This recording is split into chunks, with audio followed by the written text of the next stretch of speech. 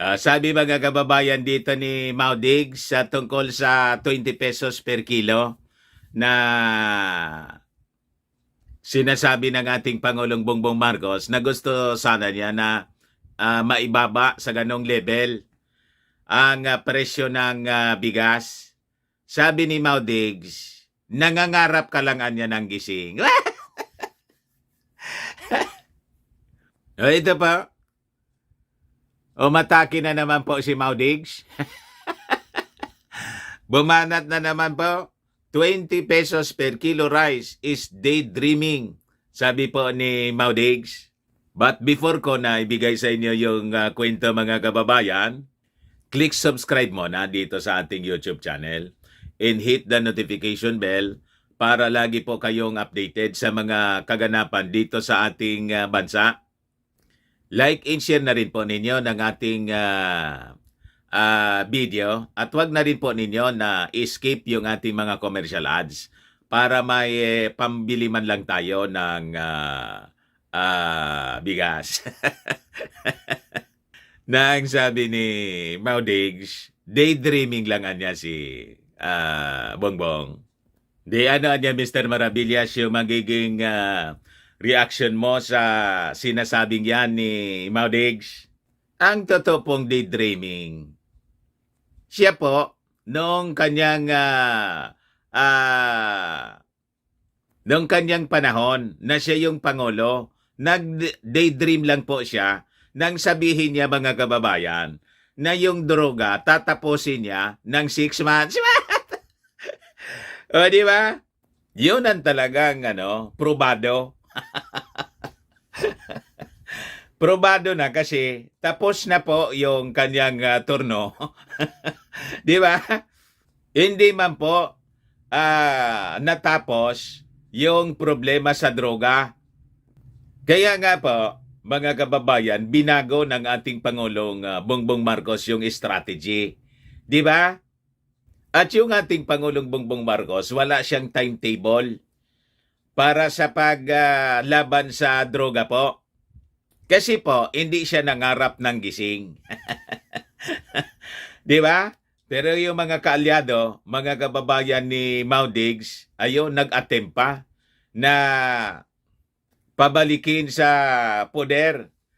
Gustong gawing consultant ay drug czar. Gustong gawing drug czar si Digong para daw makatulong sa ating Pangulong Bongbong Marcos. Nung siya pa nga po yung Pangulo, hindi niya natapos. Ngayon pa, sabi nga natin mga kababayan, na hindi na siya Pangulo at gawing drug czar. Drug czar na siya noon. Araw-araw nga po, kahit saan siya pumunta, kahit yung okasyon mga kababayan, iba man, halimbawa, mga inauguration ng mga projects ng DPWH, ang topic niya, drugs. Wala sa topic, wala sa okasyon mga kababayan. Igano na lang yung bukang bibig mga kababayan noon ni Maudigs, pero natapos niya, hindi. Yon ang totoong daydreaming mga kababayan. Pero ito pong sinabi ng ating Pangulong Bongbong Marcos, sabi nga niya mga kababayan, this is my aspiration for the Filipino people. Paraan niya guminhawa. Di ba? Hindi niya sinabi during the campaign na pag-upo, mga kababayan, yun na yung mangyayari. Kaya lang, ayon, yung mga critics niya, yung mga dilawan, they are putting words into the mouth of the president na ito yung campaign promise na. Aspirasyon lang. Ito yung kanyang aspirations. Na sanaan niya, maibaba man lang natin sa 20 pesos. Pero marami anya tayo na dapat gawin. 1 year pa man lang po, mga kababayan. At yung bigas sa mga kadiwa centers po, naibaba na ng ating Pangulong Bongbong Marcos sa 25 pesos. At least sa mga kadiwa centers muna. Malapit na po sa 20 pesos. Ngayon, nagpa-price selling siya, mga kababayan. Kasi nga po, itong mga Filipino-Chinese businessmen na barkada ni... Di ba? Ito yung ayaw tumigil po sa pagmamanipula. Sila yung may control ng presyo ng bigas. Sila yung involved sa kartel. Kaya nga po, ang ginagawa ng ating Pangulong Bongbong Marcos ay ipinag-utos niya yung pagsalakay sa mga bodega.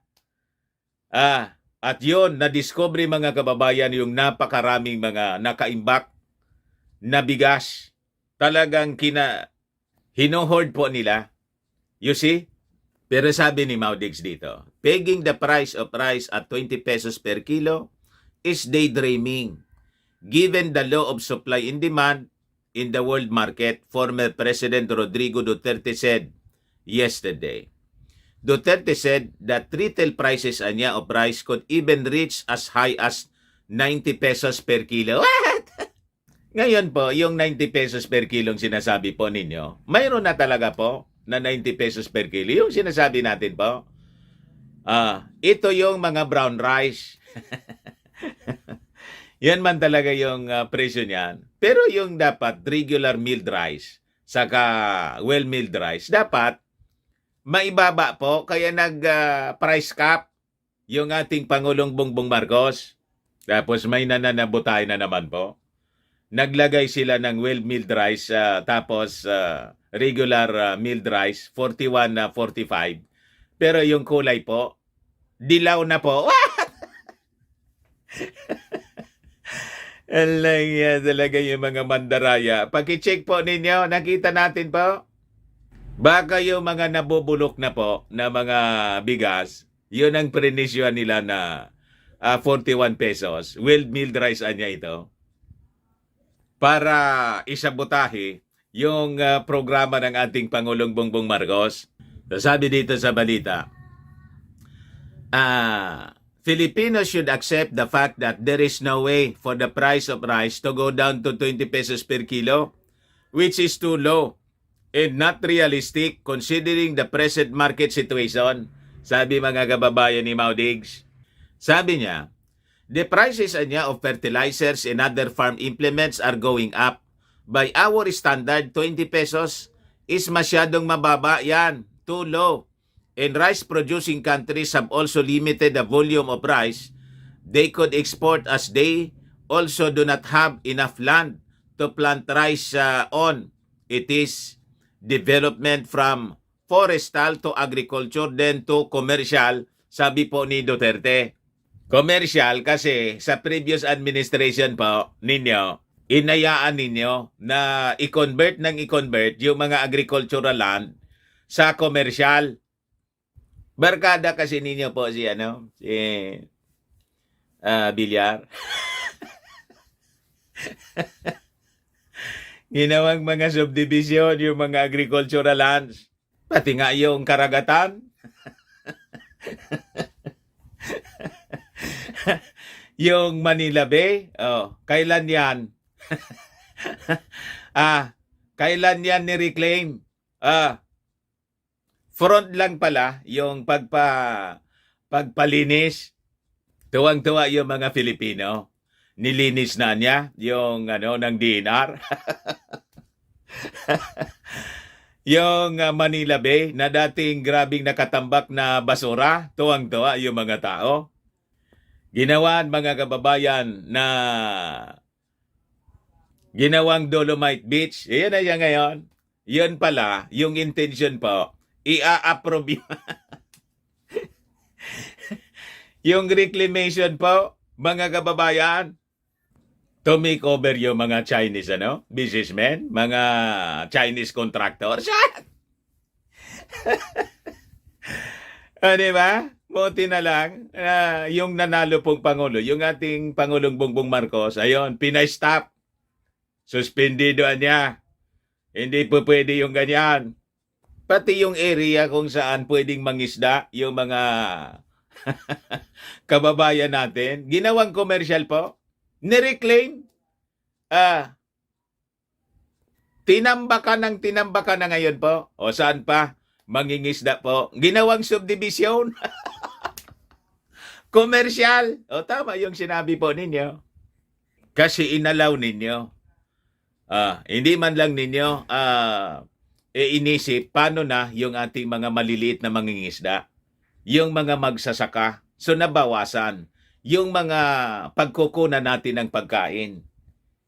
Tapos iinsultuin pa ninyo yung ating Pangulong Bongbong Marcos na nangangarap na maibaba yung presyo ng pagkain ng bigas sa 20 pesos per kilo. Sasabihin ninyo, nangangarap ng gising. What?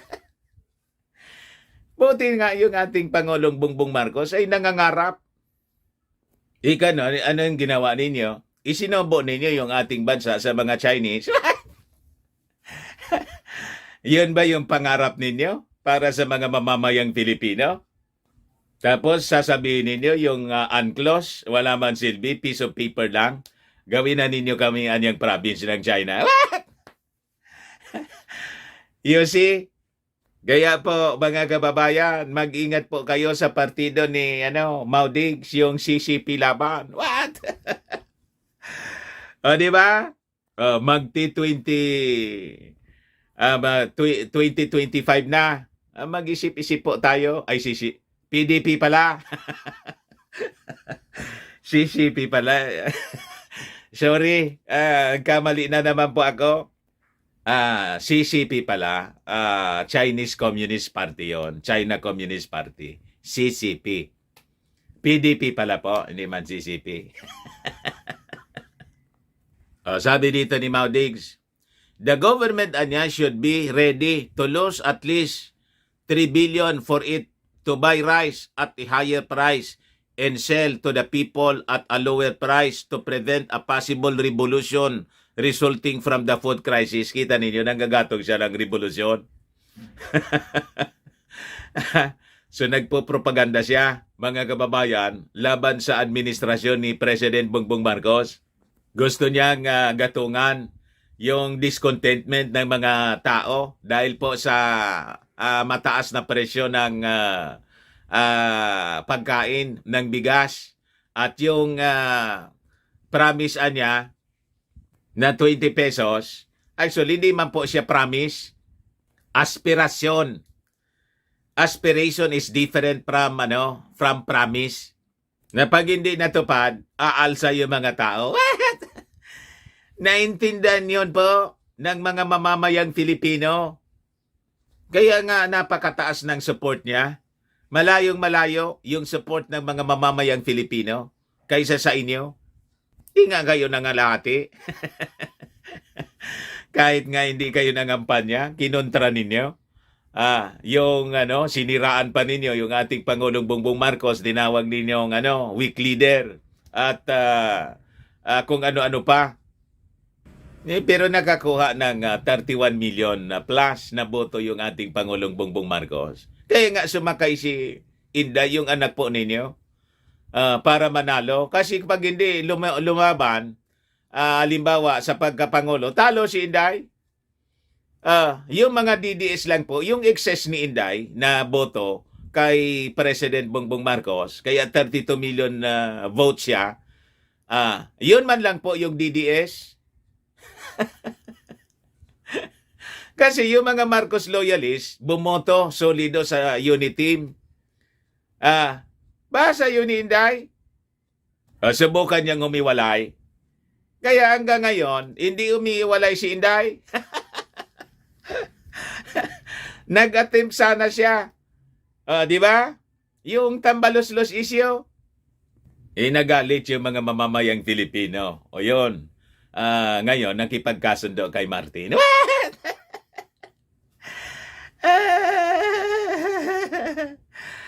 Para mga kababayan, di questionin yung confidential fund. Huwag kami, Mau Diggs. Tapos ngayon, bibira na naman po kayo. Ayan man lang po mga kababayan. Baka lang gusto ninyo po itong itry. Firmax Firming and Lifting Cream. Pinapahid po sa mga pulses and affected area. Mainam po sa paninigas ng mga kaso-kasuan. Ito naman po, Automax Radiant Serum. Sa mukha naman yung application. Anti-aging po siya. You will look 10 years younger than your age. Sa mga cancer patients naman po, baka lang gusto ninyo itong itry. Nengxia Red Mix Fruit Drink. Hindi man po siya gamot, food supplement siya. Kaya lang, gawa siya mga kababayan sa goji berry. Yung goji berry may anti-cancer properties. Ayos? Yung mga inquiries ninyo, dumiretso na lang kayo sa aming messenger sa Facebook para masagot namin agad. Ako po si Dante Maravillas. Bye-bye. God bless.